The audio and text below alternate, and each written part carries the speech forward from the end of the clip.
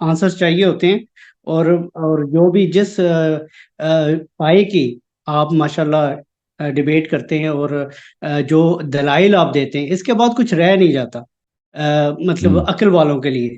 باقی اب کیا جی کیا جا سکتا ہے، جس کو نہیں سمجھ آنی اس کو نہیں سمجھ آنی، لیکن اللہ یعنی صاحب اس سے پوچھے کچھ یہ بھی تھوڑا سا بتائیں کہ پولیٹیکلی یہ جو سعودی عرب، یہ جو منہج پورا، یہ سلیبس جو اسلام کو دیا گیا ہے، اس کے پیچھے سیاست کیا ہے، اس کے پیچھے کیا ان کو چاہیے؟ کیوں یہ ایک غلط ایک مطلب جانتے بوجھتے ان کو پتہ ہے کہ مطلب اس کا کیا افیکٹ ہوگا ایک مسلم امہ پر، اور پھر وہ ایک غلط سلیبس شائع کرنا، اس کو مطلب بالکل ہی کس فالو نہ کرنا۔ اب کس جیسے سلیبس کی بات کر رہے ہیں؟ آپ جی بالکل، کس سلیبس کی بات کر رہے ہیں آپ؟ یہ جو سعودین سلیبس ہے جو پاکستان میں شائع کیا گیا، جس کے آج ہم وکٹم ہیں سارے کے سارے۔ جی دیکھیں، آپ کی خدمت میں عرض کروں کہ آپ دیکھیں، یہ مذہبی لحاظ سے سعودی عرب اتنا ایکٹیو نہیں تھا انقلابی ایران سے پہلے۔ جی جی انقلابی ایران کے بعد کیونکہ ان کے لیے ایک پولیٹیکل سروائیول کی بات ہے، کیونکہ خمینی صاحب ایک بہت کیرزمیٹک لیڈر تھے، اور خمینی جی صاحب نے بالکل کہا تھا کہ میں پورے عالم اسلام پہ کا امام ہوں، اور میں اپنا انقلاب جو ہے میں صادر کروں گا، ایکسپورٹ کروں گا، یعنی یہی انقلاب جو ایران میں ہوا، یہی انقلاب سعودی عرب میں بھی ہوگا، اردن میں بھی ہوگا، مصر میں بھی ہوگا، اور ہم جو ہے ایک بہت بڑا اسلامک بلاک بنائیں گے۔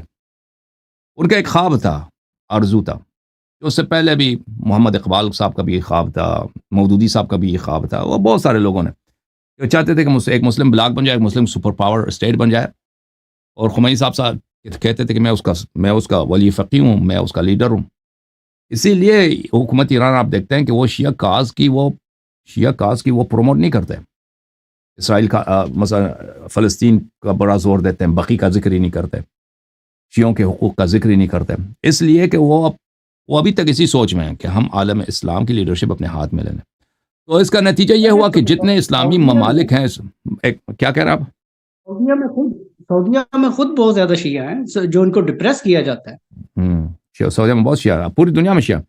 تو یہ سعودی عرب، تو دیکھیں خمینی صاحب بننا چاہتے تھے پورے عالم اسلام کے لیڈر، اور لازمی بات ہے عالم اسلام میں کس کی اکثریت ہے؟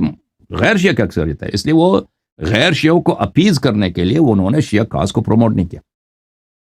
لیکن اس کا نتیجہ یہ ہوا کہ جو یہاں پہ غیر ایران جو ممالک ہیں، مثلا سعودی عرب ہے، عراق ہے، حکومت پاکستان ہے، یا اردن، مصر وغیرہ، ان کو ڈر ہوا بھائی، یہ تو ایک لہر کی طرح ہمیں آ کے ڈبو دے گی۔ اس زمانے میں اگر آپ 1979 1980 وغیرہ کوئی حالات کو پڑھیں تو انقلاب ایران بہت پاپولر تھا، بہت، آپ کے اپنے پاکستان سے جماعت اسلامی کے بہت علماء کے رکن جاتے تھے تہران، اور خمینی صاحب پہ اصرار کرتے تھے کہ آپ کو ہم خلیفہ کے طور پہ مانتے ہیں اور آپ کی بیعت کرنے کے لیے تیار ہیں۔ جماعت اسلامی نے کئی دفعہ آفر دیا تھا خمینی صاحب کو۔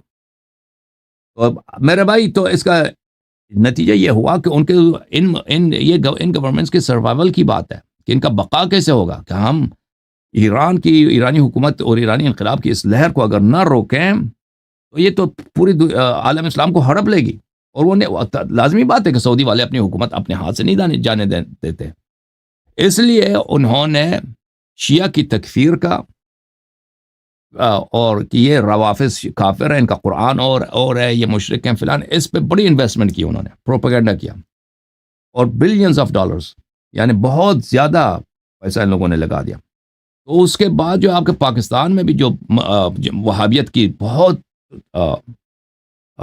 توسیع کی گئی ہے، وہابیت بہت پھیل گیا ہے پاکستان میں، اس کی گسترش ہوئی ہے، صرف پاکستان میں نہیں، دنیا کے ہر کونے میں، وہ سعودی اور اماراتی اور کویتی پیسوں کی وجہ سے ہے کہ انہوں نے ان کے پاس ایک سپر کے لیے، کہ حکومت ایران کو روکنے کے لیے ایک ڈیفنس کے طور پر شیعوں کی تکفیر کیا جائے، تاکہ شیعہ جو عمری عوام ہے، اہل سنت عوام ہے، وہ کبھی بھی ایرانی لیڈرشپ کو اپنی لیڈر کے طور پر قبول نہ کریں، اس لیے کہ یہ کافر ہیں، اس لیے کہ یہ ان کا قرآن اور ہے، اس لیے کہ روافظ یہ مشرک ہے۔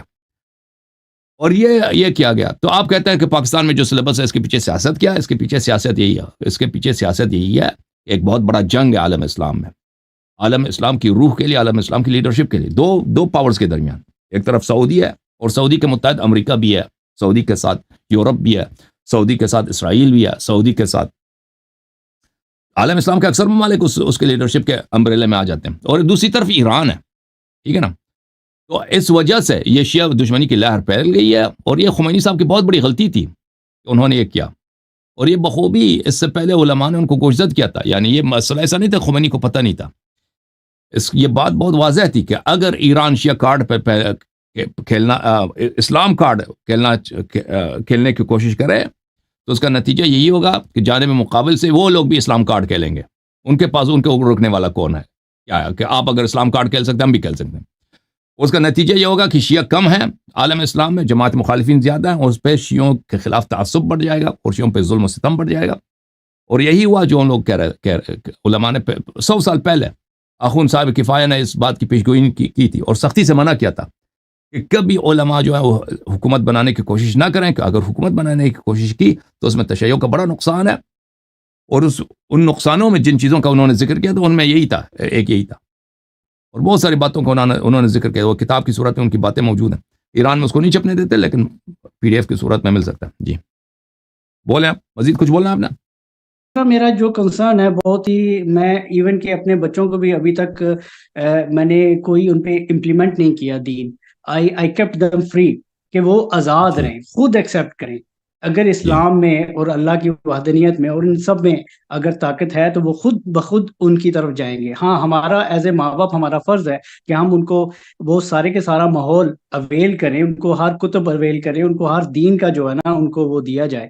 اور الٹرنیٹیولی وہ آئیں گے، اسلام کی طرف ہی آئیں گے، اللہ ایک ہے اس کی طرف ہی آئیں گے. اور اس کے بعد رسول کو ان کی اصل پہچان، جو رسول کو ہمیں جس طرح دیکھنا چاہیے، جتنا مطلب اہل اگر دیکھا جائے یہ جو سعودین جیسے یہ سلیبس ہے، جسے کہا جاتا ہے جو سعودین سلیبس ہے، جس میں یعنی ہمارے رسول کو انہوں نے اتنا چھوٹا بنا دیا ہے کہ ابو بکر اور جناب عمر جو ہے نا وہ کبھی سورج گل کر دیتے ہیں. ابو بکر جناب وہ دین کو اگر وہ سپورٹ نہ کرتے تو پتہ نہیں کیا ہو جاتا.